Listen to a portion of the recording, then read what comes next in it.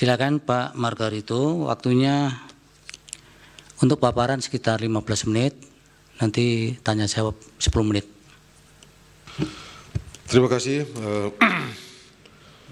Pak Ketua Mahkamah yang saya muliakan, Pak Wakil Ketua Profesor Saldi, Bapak Ibu Hakim anggota yang saya muliakan, Bang Mulia yang saya hormati, Bang Henry yang saya hormati, Pak Haji Refli, dan Pak Refli kan udah haji Pak, dan Pak Bambang, ada Yani nggak ya? Dan teman-teman yang lain yang saya hormati, Prof. Yusril, beliau ini guru saya, Prof. Oto, Pak Fahri, tetangga saya di Ambon, Pak Hotman Paris, sering di ini, lalu Pak Oce, dan Nado dekat-dekat dengan saya. Baik, saya diminta menjelaskan dua hal. Satu soal apakah pilkada itu dapat masuk dalam rejim pemilu atau bisa disamakan dengan pemilu atau tidak. Yang kedua soal pengisian penjabat gubernur, bupati, dan wali kota. Sebelum saya lebih jauh menyampaikan keterangan saya ingin menegaskan bahwa hal-hal yang tidak saya baca, karena keterangan ini sudah dimasukin, yang tidak saya baca dianggap terbaca. Ini sepenuhnya karena demi waktu saja, saya ambil yang singkat-singkat.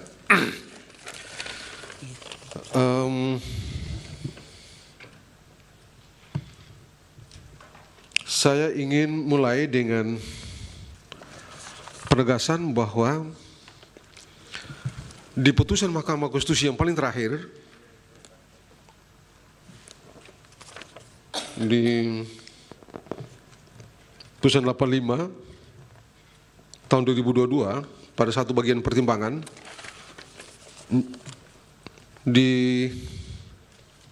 kalau bisa disingkatkan, Mahkamah menyamakan dalam pertimbangannya mengatakan bahwa rejim sekarang sudah tidak tepat, tidak waktunya atau tidak ada lagi pembedaan antara rejim pilkada dan rejim pemilu. Dalam pertimbangan itu menunjuk perdebatan di pas 1 BPMPR, sayangnya tidak disebutkan perdebatan siapa dengan siapa dan seterusnya, di tahun berapa saja perdebatan itu yang diambil. Karena kalau kita betul cek risalah, perdebatan mengenai pemilu dan pilkada itu berlangsung dari tahun 2000. 2000 baru dibahas pilkadanya, sementara pemilunya baru selesai di 2001 di perubahan Undang-Undang Dasar yang ketiga yang melahirkan pasal 22C ayat 1. Di perdebatan pada 22C ayat 1 di tahun 2003 yang berlangsung pada bulan September, itulah baru almarhum Slamet Effendi Yusuf bicara mengenai pemilu kita nanti ada 5 kotak. Tidak ada orang lain yang bicara kecuali almarhum Slamet Effendi Yusuf yang merupakan ketua pimpinan rapat PAS 1 pada waktu itu. Tidak ada orang lain yang bicara itu kecuali Pak Slamet. Sementara sikap Mahkamah Konstitusi itu menunjuk pada pendapat itu. Jujur, dengan hormat pada Mahkamah, saya mengatakan bahwa cara menarik kesimpulan itu tidak tepat.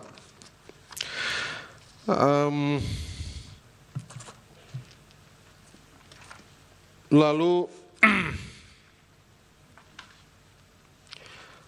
kemudian saya bicara mengenai,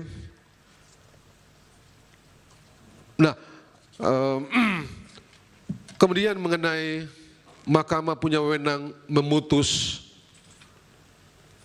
sengketa perselisihan pemilu, itu dibicarakan baik di pasal 22 maupun bicara mengenai pasal 24C itu.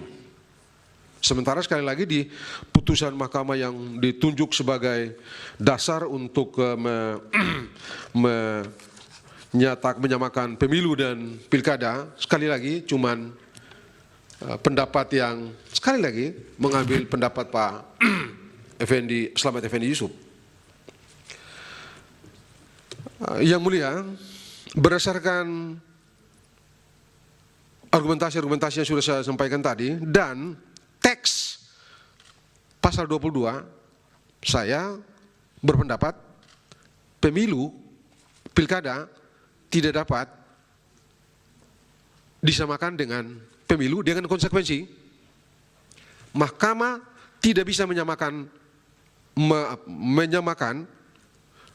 mahkamah tidak bisa mengambil perspektif pilkada atau tindakan-tindakan yang telah dilakukan untuk pilkada diberlakukan di pemeriksaan pemilu. Itu nggak bisa, karena rezimnya berbeda. Sekarang saya bicara mengenai pengangkatan penjabat. Saya cukup percaya bahwa majelis ini paham tidak ada satu kata pun dalam Undang-Undang Nomor 10 Tahun 2016 itu yang mengatur tentang cara menemukan siapa yang akan jadi pejabat. Bagaimana pula mereka itu diproses untuk diangkat menjadi pejabat. Satu. Yang kedua, di undang-undang ini juga pun tegas mengatur, tidak ada satu teks pun yang mengatur bahwa presiden mesti bikin PP. Enggak ada. Dan itu sebabnya dalam kenyataan, dalam praktek, sebelum putusan mahkamah yang saya sebutkan terakhir itu tadi, kan sudah ada dilakukan pengangkatan sejumlah pejabat terlebih dahulu. Setelah putusan mahkamah itu tadi baru diterbitkanlah salah satu peraturan perundangan. Soalnya sekarang di fakta jurnalistik yang saya temukan, ada persepsi seolah-olah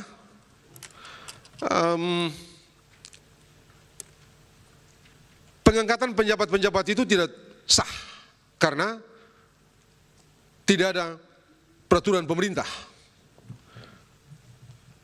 Padahal satu tadi, undang-undang tidak memerintahkan pembentukan peraturan pemerintah. Mahkamah sendiri tidak memerintahkan pembentukan peraturan pemerintah.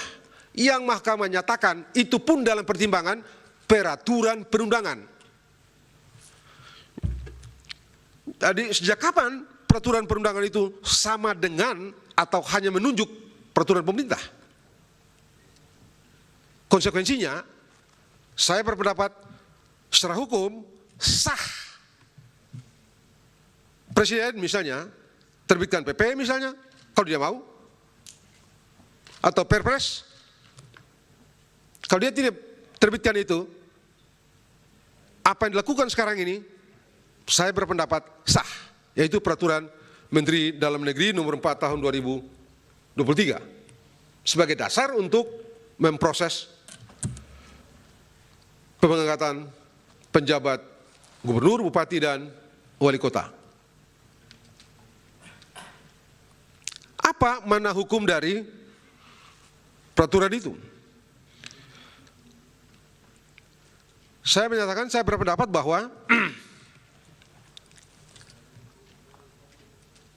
kalau saja ikut teks undang-undang, maka presiden bisa menggunakan, saya cukup percaya, yang mulia faham, bisa menggunakan diskresi presiden.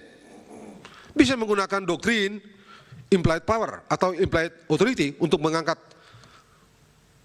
siapa pejabat-pejabat itu. Penjabat-penjabat itu. Tapi ini tidak. Dibentuklah peraturan Menteri Dalam Negeri nomor 4 tahun 2003, di situ diatur bagaimana cara menemukan calon penjabat-penjabat itu dan bagaimana cara memperoleh siapa yang paling terakhir untuk diangkat menjadi penjabat diusulkan oleh DPR, D, atau diusulkan juga oleh Menteri Dalam Negeri, 3, dirapatkan dengan